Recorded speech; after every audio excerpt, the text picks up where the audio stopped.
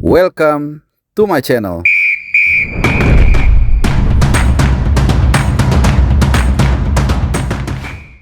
Ya, halo teman-teman semua, ketemu lagi di CBH. Selamat hari Rabu ya buat kalian semua yang sedang beraktivitas apapun yang kalian lakukan. Apakah kalian ojek online, apakah kalian karyawan swasta, kalian pemerintah, pedagang, nelayan, apapun yang sedang kalian lakukan, semoga dalam keadaan sehat. Nah, teman-teman, karena ini sudah dikit lagi FIFA Matchday tanggal 5, kita akan menghadapi Oman dan selang 4 hari kita akan menghadapi Mozambik. Dua-duanya di GBK ya, kemarin gue salah nyebut di Pakansari karena ketukar dengan AFF. Ya, menurut gue ini ketukar. Ya, mendingan FIFA Matchday yang ini itu di Pakansari, yang AFF nanti di GBK. Kayaknya lebih ramai AFF. Anyway, tentu kita masih akan bahas soal, ya apalagi kalau bukan kekuatan atau pasukan Garuda. Jadi ada satu nama yang menyita perhatian kita semua, terutama gua, yaitu Matthew Baker. Ini pemain keturunan Australia, bapaknya dan ibunya dari Indonesia, tepatnya dari Medan atau orang Batak ya. Dan menarik kalau kita lihat bagaimana perjalanan dari Matthew Baker, sempat diperebutkan oleh kedua negara, baik Australia dan Indonesia, tapi kemudian mungkin karena perintah dari sang ibu. Nah, biasanya kalau orang Sumatera itu lebih takut dengan ibu ya, mungkin jadi nurut ke Indonesia. Tapi apapun alasannya, yang pasti kita senang karena kita punya satu aset masa depan yang sangat luar biasa. Dan aset ini tentu harus dijaga dengan baik. Itu mengapa menarik untuk kita ulas juga, dan tentunya kita cukup terkejut tapi senang karena Matthew Baker ini dipromosikan langsung oleh John Hartman, langsung dipanggil untuk memperkuat tim nasional senior. Ya, kita belum tahu seperti apa porsi nanti lawan Oman dan Mozambik. Apakah kemudian itu akan menjadi hari bersejarah bagi pria kelahiran 13 Mei 2009 ini? Apakah dia akan dapat caps? Kalau feeling gua, dia akan dikasih caps antara lawan Oman atau lawan Mozambik ya. Nah, tentu ini keputusan yang sangat positif, dan walaupun nggak semua, kadang-kadang pemanggilan pemain kita seperti Muhammad Ferrari ini juga banyak mengundang tanda tanya ya. Kemudian juga Mauro Zelstra, tapi ada yang beberapa masuk akal juga ya. Dan kita akan bahas jalan pikiran dari John Hartman atau PSSI ya. Tapi John Hartman yang gua rasa punya wewenang untuk memanggil pemain itu. Kenapa Matthew Baker, pemain yang masih cukup muda ya, walaupun punya potensi, ini kemudian didorong ke tim nasional senior padahal usianya masih baru ulang tahun yang ke-17, baru kemarin, baru dua minggu lalu ya. Nah, kita coba untuk membedahnya ya. Pertama, menurut gua adalah karena memang dia punya potensi. Dia punya potensi sehingga untuk masa depan maka John Hartman mencoba untuk memberikan dia kesan, memberikan dia pesan, dan membiarkan dia merasakan bagaimana atmosfer di level yang 2-3 tingkat di atasnya dia.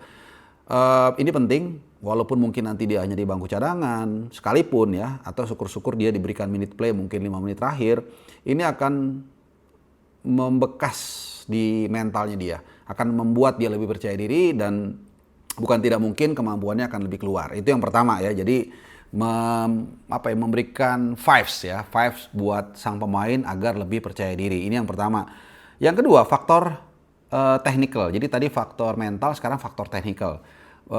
Suka atau tidak suka, nanti saat di AFF itu kita akan short out pemain, karena pemain-pemain diaspora seperti Ole Romney, Calvin Verdong, Kevin Dix, Jai Itses, dan lain-lain itu hampir pasti tidak akan bisa memperkuat Garuda di AFF nanti.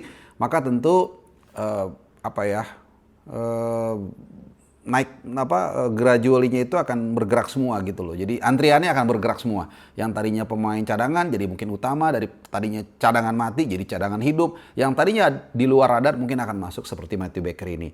Apalagi posisi dia kan bisa CB kiri ya, karena bisa CB kiri, bisa LB. Nah, dia kaki kiri, dan kaki kiri ini dunia hanya 10%, dan nanti semuanya yang biasa kita numpuk back kiri ini nggak ada nih ya. Calvin Verdong seperti yang gue bilang tadi nggak bisa bela, Dean James juga nggak bisa bela Indonesia di AFF, kemudian Justin Abner juga nggak bisa bela. Siapa lagi?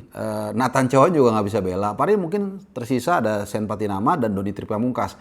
Makanya Matthew Baker yang tadinya nggak ada di radar, ini masuk di radar. Tapi itu tadi mungkin dia hanya masuk DSP di cadangan, atau bahkan nggak masuk DSP sekali, kita nggak tahu ya. Jadi ke situ arahnya, lebih karena technical. Nah, yang ketiga, masalah soal regulasi. Nah, bagaimanapun juga dia ini masih bisa milih dengan mudah untuk berpindah warga negara, katakanlah ke Australia dan mudah karena memang dia punya darah Australia dari bapaknya. Nah, menurut gua ini juga salah satu jalan antara mungkin direktur tekniknya Alex Wiers berdiskusi dengan BTN dan berdiskusi dengan pelatih kepala yaitu John Hartman. Ini bisa mulainya dari mana-mana nih. Bisa Alexander Wiers yang menjalankan ke Hartman, bisa dari Hartman kemudian mengapungkan wacana ini kemudian berdiskusi dengan beberapa pihak tersebut ya. Karena kan BTN mewakili PSSI atau federasi, Alexander Wiers juga sebagai orang yang sangat ahli soal teknik nih. Jadi dengan dia dikunci, dengan dia mendapatkan caps nanti satu di GBK ya di antara Oman atau Mozambik, maka bukan nggak mungkin dia nggak bisa balik lagi ya karena beberapa pemain sudah pernah mendapatkan caps tapi bisa. Diego Costa kalau nggak salah juga sempat membela Brazil tapi bisa pindah ke Spanyol. Adalah beberapa contoh, cuman lebih susah. Nah, jadi dikunci nih. Kalau gue dulu ingat juga Raja Nainggolan. Raja Nainggolan itu mencuat di Piacenza.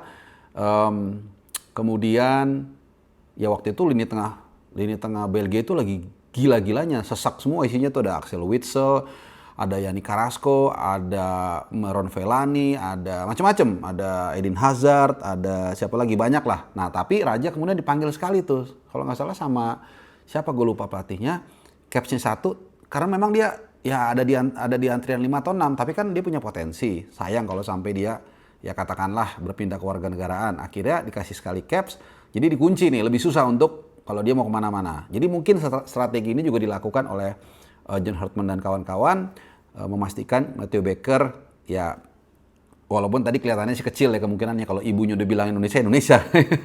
Apalagi dengan dipagari regulasi yang lebih sulit buat dia untuk berpindah gitu. Jadi menurut gua ini adalah alasan dibalik kenapa Matteo Baker didorong ke tim nasional senior. Tapi kemampuannya juga kita tahu memang ya di atas rata-rata. Nah, tentunya kembali ke kalian, ini hanya obrolan warung kopi, ya mungkin kalian, oh benar juga ya, gitu. Atau mungkin kalian berbeda pandangan sama sekali, atau setuju tapi ada yang ditambahkan. Nah silakan tinggalkan komen kalian di kolom komentar.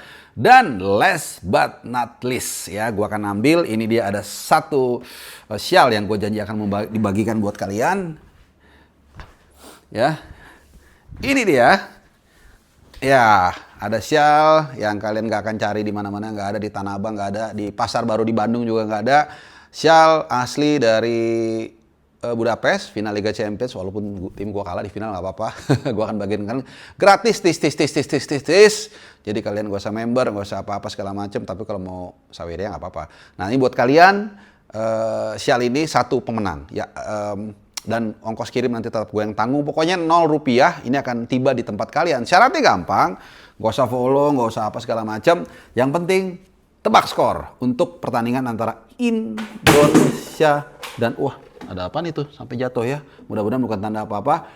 Tebak skor antara Indonesia dan Oman. Skornya berapa?